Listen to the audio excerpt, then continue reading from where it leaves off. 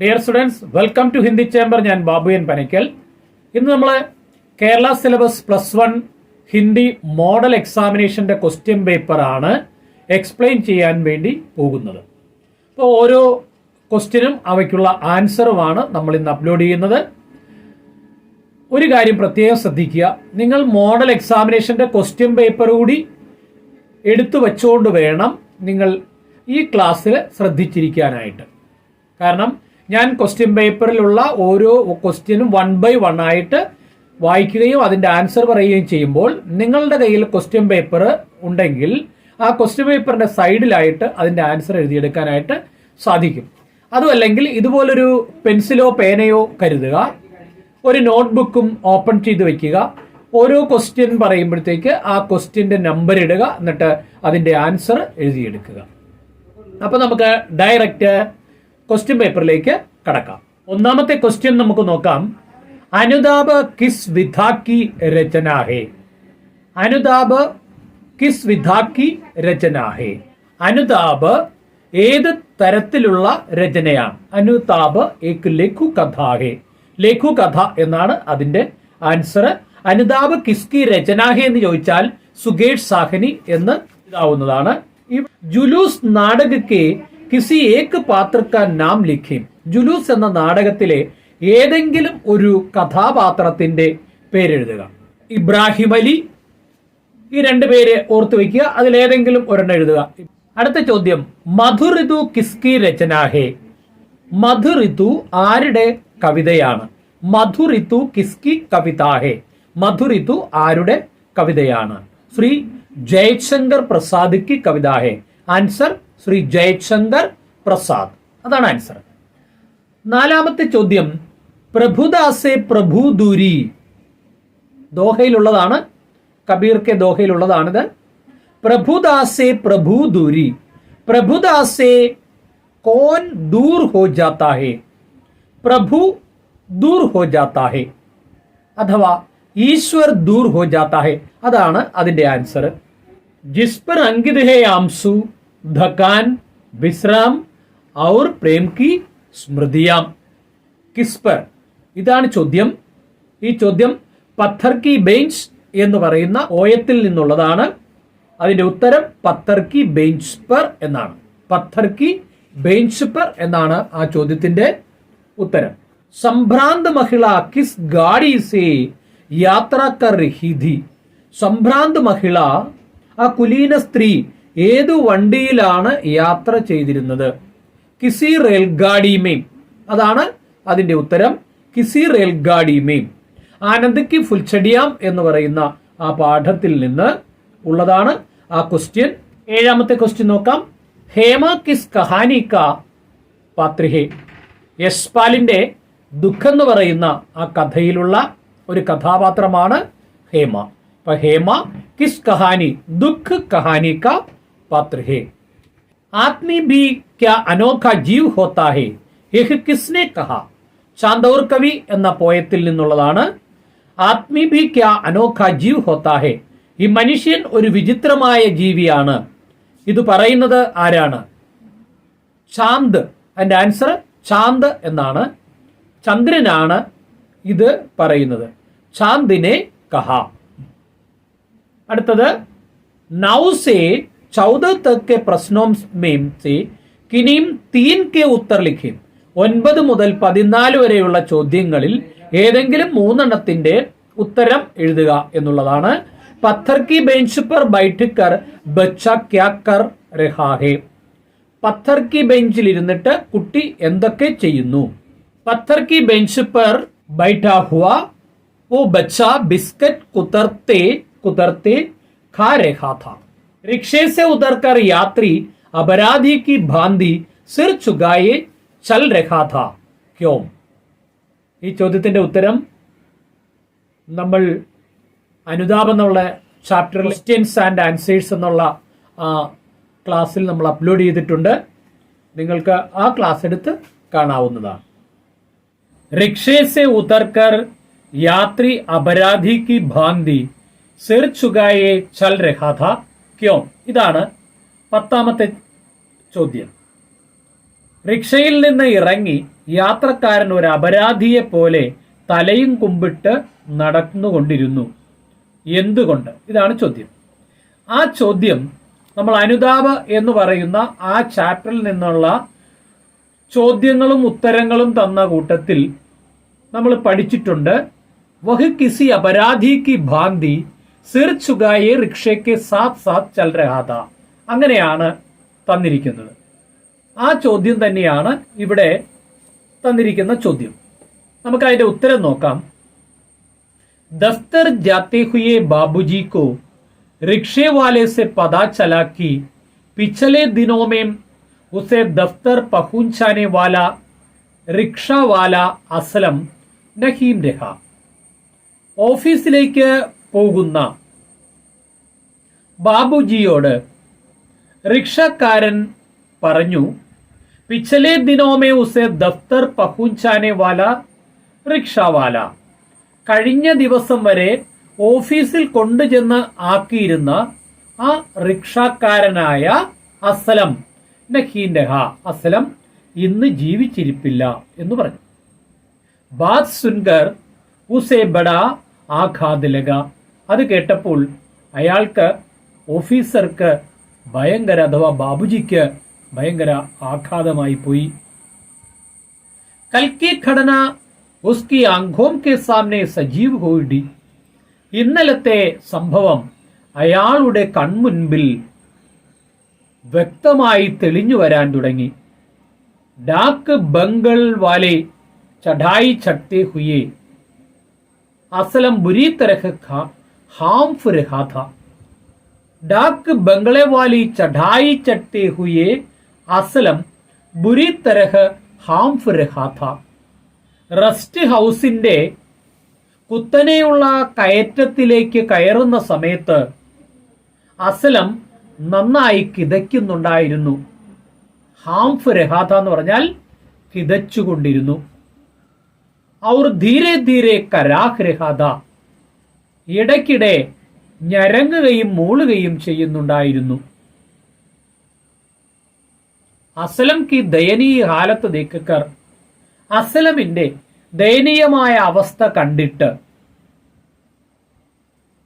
ഉസേ ഇച്ഛാ ഹുയി ധി കി റിക്ഷേ സെ ഉതർ ജായേ, അയാൾക്ക് തോന്നി റിക്ഷയിൽ നിന്ന് ഒന്ന് ഇറങ്ങി നടക്കാം എന്ന്.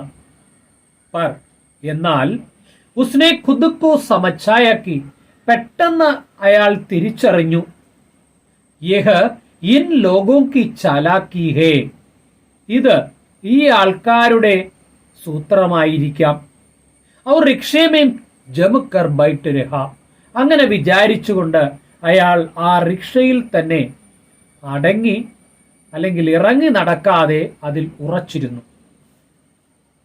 അസ്ലം കി മൃത്യു കി ഖബർ പാക്കർ, അസ്ലമിന്റെ മരണവാർത്ത കേട്ടിട്ട് അബുസെ അപരാധ ബോധ ഹുവ, അപ്പോൾ അയാൾക്ക് കുറ്റബോധം തോന്നി. നയാ റിക്ഷാവാല മസ്ബൂത്ത് കഥ കാട്ടി കഥ, എന്നാൽ പുതിയ റിക്ഷാക്കാരൻ മസ്ബൂത്ത് കഥ കാട്ടി കഥ, കരുത്തനായ ഒരു വ്യക്തി ആയിരുന്നു.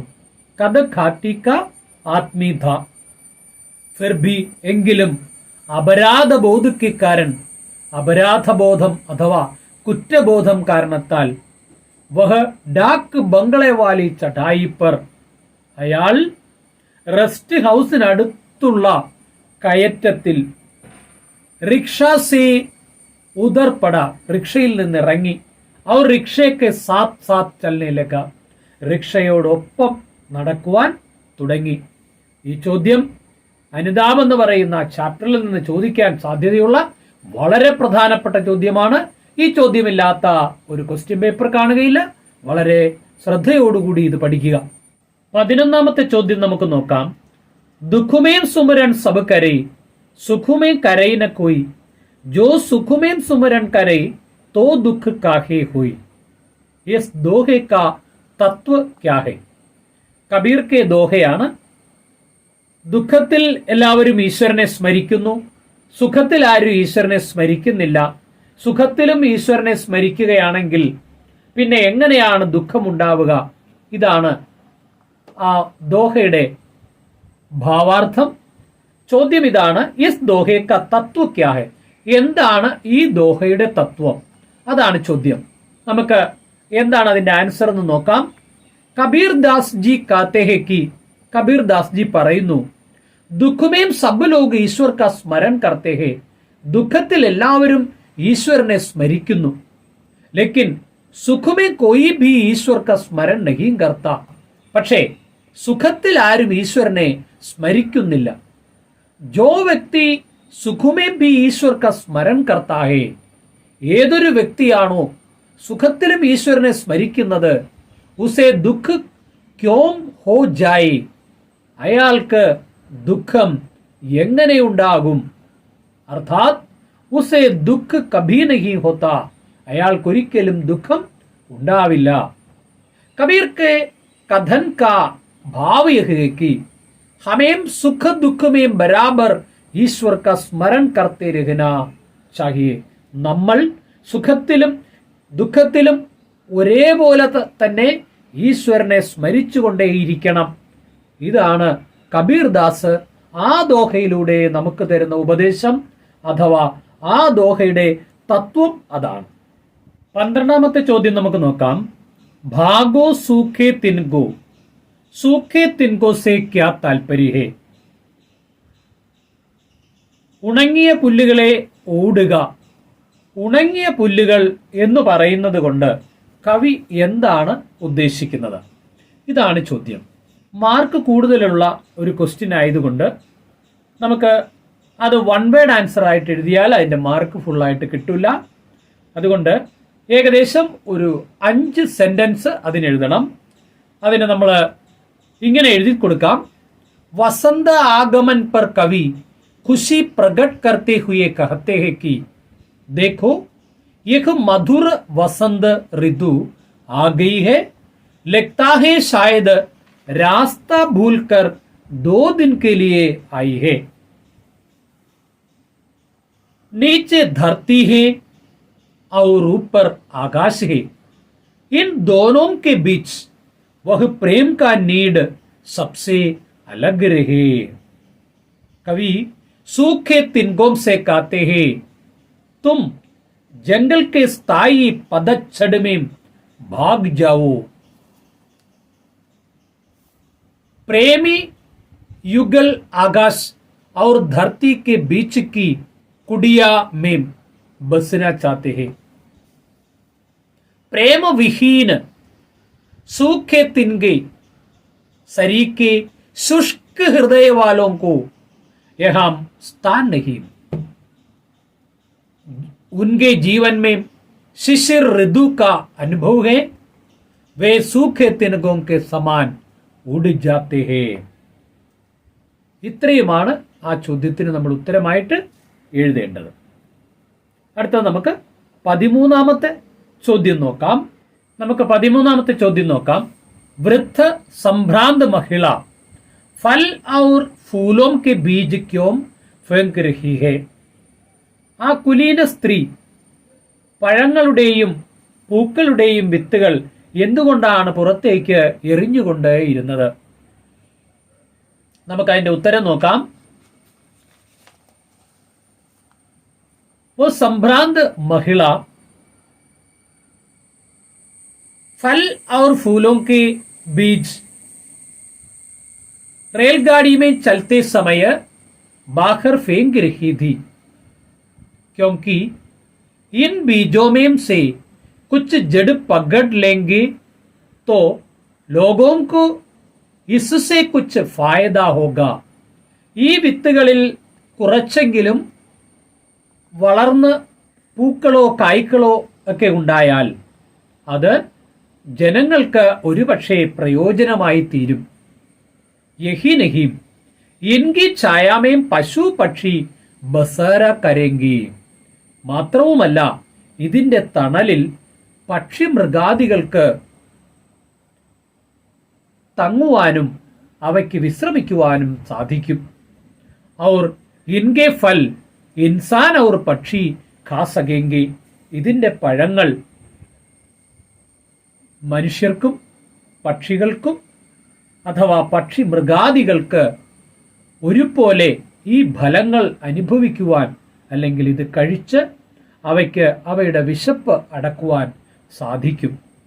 അതുകൊണ്ടാണ് സംഭ്രാന്ത് മഹിള പൂക്കളും കായ്ക്കളുടെയും ഒക്കെ വിത്തുകൾ പുറത്തേക്ക് എറിഞ്ഞിരുന്നത്. 14ാമത്തെ ചോദ്യം നോക്കാം. അപരാധ് കഹാനി മേ പിതാജീനെ ബഡേ ഭായിക്കോ മാര. അപരാധ് എന്ന കഥയിൽ അച്ഛൻ ബഡേ ഭായിക്കോ ജ്യേഷ്ഠനെ അടിച്ചു. ക്യോ, എന്തുകൊണ്ട്? ഇതിന്റെ ഉത്തരം നമുക്ക് നോക്കാം.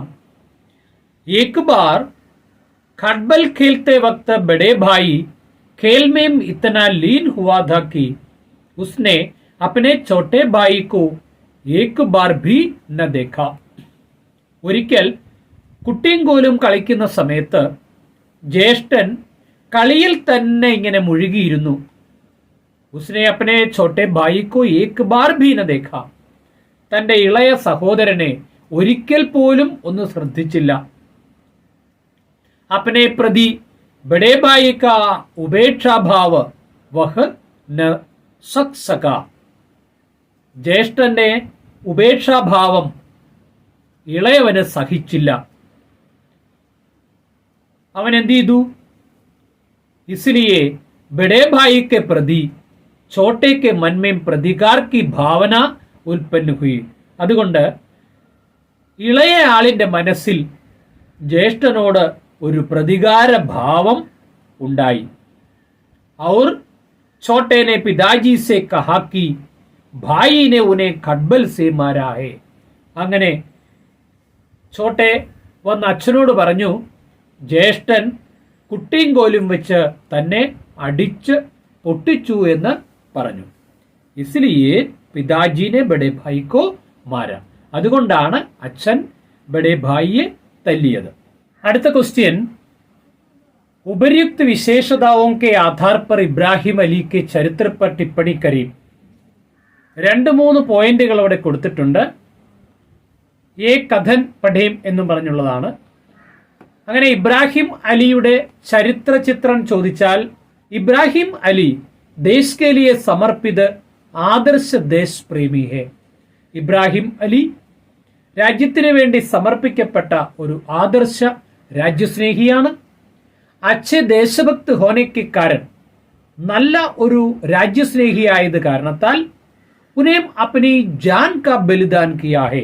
അദ്ദേഹം തന്റെ ജീവൻ പോലും രാജ്യത്തിന് വേണ്ടി ബലിയർപ്പിച്ചു. സ്വതന്ത്രതാക്കെ നേതാ ഹോനെ സെ, സ്വാതന്ത്ര്യ സമര സേനാനിയായത് കൊണ്ട് വഹ അപ്നി നേതാഗിരി കി ഭാവന വ്യക്ത് കർത്തേ ഹെ. തന്റെ നേതൃത്വം അദ്ദേഹം അഥവാ നേതൃത്വ ഭാവന, ഒരു നേതാവിന്റെ ഗുണങ്ങൾ അദ്ദേഹം വ്യക്തമാക്കുന്നു. ഹം ദുക്കാനേം ലൂട്ട്നെ യാ മോട്ടറേം തോടിനെ നഹീം നികലേങ്കി. ഞങ്ങൾ കടകൾ കൊള്ളയടിക്കുവാനോ വാഹനങ്ങൾ അടിച്ചുടയ്ക്കുവാനോ വന്നതല്ല. ഹമാര മക്സദ് ഇസ്സെ കഹീം ഊഞ്ചാഹെ. ഞങ്ങളുടെ ലക്ഷ്യം അതിനും മുകളിലാണ്. ഇസ് വാക്യ സെ സ്പഷ്ട ഹോത്താ ഹെ കി ഇബ്രാഹിം അലി ഏക സച്ചാ ദേശഭക്ത് ഹെ. ഇതിൽ നിന്ന് നമുക്ക് മനസ്സിലാകും ഇബ്രാഹിം അലി ഒരു യഥാർത്ഥ രാജ്യസ്നേഹിയാണ് എന്ന് വളരെ വ്യക്തമായിട്ട് നമുക്ക് മനസ്സിലാവും. അടുത്ത ക്വസ്റ്റ്യൻ. ബുരാ ജോ ദേഖനെ മേ ചല ബുരാ ന മിലിയാ കോയി ജോ ദിൽ ഖോജവും ആപ്ന മുജ്സാ ബുരാ ന കോയി. ഇസ് ദോഹെ കാ ഭാവാർത്ഥ ലിഖു എന്നുള്ളതാണ് ഈ ചോദ്യം. ഭാവാർത്ഥം ഇങ്ങനെയാണ് എഴുതേണ്ടത്. പ്രസ്തുത ദോഹെ കെ ദ്വാര കബീർദാസ് വ്യക്ത करता है कि दूसरे लोगों में बुराई की खोज करने वाले लोग ही इस संसार में अधिक है. ഈ ദോഹയിലൂടെ കബീർദാസ് വ്യക്തമാക്കുന്നത് മറ്റുള്ളവരുടെ തിന്മ അന്വേഷിക്കുന്ന ആളുകൾ ഈ ലോകത്ത് വളരെ കൂടുതലാണ്. വേ കഭി അപ്നി ബുരായിയോ കി ഓർ നഹി ദേഖത്തെ. അവർ ഒരിക്കലും അവരുടെ തിന്മയിലേക്ക് തിരിഞ്ഞു നോക്കാറില്ല. ഐസെ ലോഗോം സെ കബീർദാസ് ജി കാത്തെ ഹെ കി. അങ്ങനെയുള്ള ആളുകളോട് കബീർദാസ് പറയുന്നു, ഏക് ദിൻ മെയിം ബുരാ ദേഖനെ കെ ലിയെ നികല. ഒരിക്കൽ തിന്മകൾ കാണുവാൻ വേണ്ടി ഞാൻ പുറപ്പെട്ടു, അഥവാ തിന്മകളെ അന്വേഷിച്ച് മോശം പ്രവൃത്തി ചെയ്യുന്ന ആളുകളെ അന്വേഷിച്ച് ഞാൻ പുറപ്പെട്ടു. ലേക്കിൻ കൊയ് ഭി ബുരാ നഹീം ദിഖായി ദിയ, ഒരു മോശക്കാരനെയും ഞാൻ കണ്ടില്ല. അന്തിമേം അപ്പനെ ദിൽമേ കി ഖോജ, അവസാനം ഞാൻ എൻ്റെ ഹൃദയത്തിലേക്ക് ഒരു അന്വേഷണം നടത്തി. തോ മാലു ഹുവാക്കി, അപ്പോൾ മനസ്സിലായി. എന്തു മനസ്സിലായി? മേരെ സമാൻ ബുരാ ദൂസര കൊയ് ഭി നഹീം, എന്നെ പോലെ മോശം മറ്റാരും തന്നെ ഇല്ല എന്ന്. इसका भाव यह है कि दूसरों को सुधारने का प्रयत्न करने पहले, മറ്റുള്ളവരെ നന്നാക്കാൻ പുറപ്പെടുന്നതിന് മുൻപ് ഹമേം സ്വയം കോ സുധാരനെ കാ പ്രയത്ന കർണ ചാഹിയെ, നാം സ്വയം നന്നാവുവാൻ ശ്രമിക്കുകയാണ് വേണ്ടത് എന്നുള്ളതാണ് കബീർദാസ് ഈ ദോഹയിലൂടെ പറയുന്നത്. അപ്പോൾ അതിന്റെ ഭാവാർത്ഥം ചോദിച്ചാൽ നമ്മൾ അങ്ങനെയാണ്, ഇത്രയുമാണ് എഴുതി കൊടുക്കേണ്ടത്. അടുത്ത ചോദ്യം, ജീവൻ വൃത്ത് के आधार पर ചിത്രാ മുദ്ഗൽ के बारे में एक അനുച്ഛേദ് തയ്യാർ കീജിയെ എന്ന് പറഞ്ഞിട്ടുള്ള വളരെ സിമ്പിൾ ആയിട്ടുള്ള ഒരു ചോദ്യമാണ്. അതിൽ അനുച്ഛേദ് തയ്യാറാക്കുന്നതിനുള്ള എല്ലാ പോയിന്റുകളും അതിൽ കൊടുത്തിട്ടുണ്ട്. ആ കൊടുത്തിരിക്കുന്ന പോയിന്റുകൾ ചേർത്ത് ഒരു പാരഗ്രാഫ് എഴുതുന്നതാണ് ഈ ജീവൻ വൃത്ത് തയ്യാർ കീജി എന്ന് പറയുന്ന ക്വസ്റ്റ്യൻ. അത് എങ്ങനെയായിരിക്കണം എന്ന് നമുക്ക് നോക്കാം. തന്നിരിക്കുന്ന പോയിന്റുകൾ മാത്രം അതിൽ നമ്മൾ ഉപയോഗിച്ചാൽ മതി. चित्रा मुद्गल बहुमुखी प्रतिभा की लेखिका है. आप नई पीढ़ी की लेखिका है, परंतु भारतीय आदर्शवादी परंपरा की पक्षधर है. उनका जन्म चेन्नई में 10 दिसंबर 1946 को हुआ था. उनके 3 उपन्यास गिली गडू, आवाम, एक जमीन अपनी प्रकाशित हुए हैं. उनके प्रमुख कहानी संग्रह है भूख, लपटे, मामला, आगे बढ़ेगा अभी और पेंटिंग अकेली है. हिंदी के कहानी सम्राट प्रेमचंद की कुछ प्रसिद्ध कहानियों का चित्रा जी ने नाट्य रूपांतर किया है. उनमें प्रमुख है पंच परमेश्वर, बूठी काकी, सदगदी, जुलूस आदि. चित्रा जी की साहित्यिक देने के उपलक्ष्य में वे कई साहित्यिक पुरस्कारों से सम्मानित हुई है.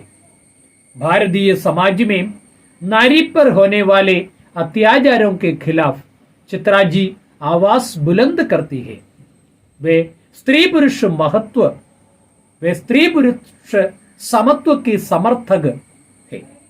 उनकी रचनाओं में नारी उद्धान का स्वर मुखरित होता है. वे अनेक महिला संघों की संचालिका हैं और नारी की सामाजिक स्थिति सुधारने के प्रयत्न में क्रियाशील है. ഇതാണ് ചിത്രാ മുദ്ഗലിനെ പറ്റിയുള്ള ജീവൻ വൃത്ത്.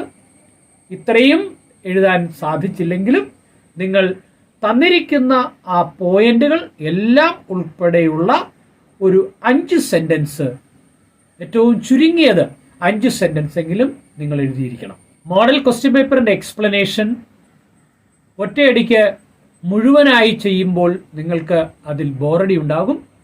ഇപ്പോൾ പാർട്ട് 1 പാർട്ട് 2 ആയിട്ട് ചെയ്യാം. അപ്പോൾ ഇത്രയും നമ്മൾ പാർട്ട് 1 ആയിട്ടും ഇതിന്റെ ബാക്കിയുള്ള ഭാഗം നമുക്ക് പാർട്ട് 2 ആയിട്ടും അപ്ലോഡ് ചെയ്യാം. മോഡൽ ക്വസ്റ്റ്യൻ പേപ്പർ വിശദീകരിച്ചത് നിങ്ങൾക്ക് ഇഷ്ടപ്പെട്ടുവെങ്കിൽ നിങ്ങൾ മറ്റുള്ളവർക്കായിട്ട് അത് ഷെയർ ചെയ്ത് കൊടുക്കുക. പാർട്ട് 2 അപ്ലോഡ് ചെയ്യുമ്പോൾ ഉടനെ തന്നെ നോട്ടിഫിക്കേഷനായിട്ട് ലഭിക്കുവാൻ നിങ്ങൾ ബെൽ ഐക്കണിലെ ഓൾ ഓപ്ഷൻ കൂടി പ്രസ് ചെയ്യുക. അടുത്ത വീഡിയോയുമായി നമുക്ക് ഉടനെ തന്നെ കാണാം. അതുവരേക്കും എല്ലാവർക്കും നന്ദി, നമസ്കാരം.